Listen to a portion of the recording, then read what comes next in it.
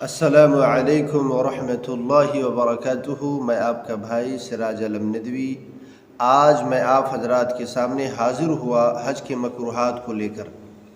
تو یاد رکھیں کہ حج کے اندر کل 6 مکروہات ہیں۔ نمبر 1، مسجد نمرہ میں نماز ظہر عصر ایک ساتھ ادا کرنے کے بعد عرفہ کے حدود کے باہر دیر تک رہنا۔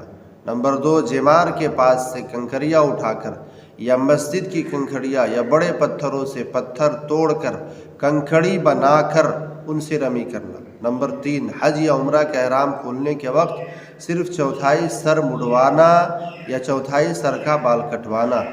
نمبر 4، منی کے دنوں میں مکہ مکرمہ آ کر رات گزارنا۔ نمبر 5، وقوف عرفہ وادی محشر میں کرنا۔ نمبر 6، 9ویں ذی الحجہ کو زوال سے پہلے امام کا خطبہ پڑھنا۔ یہ کل 6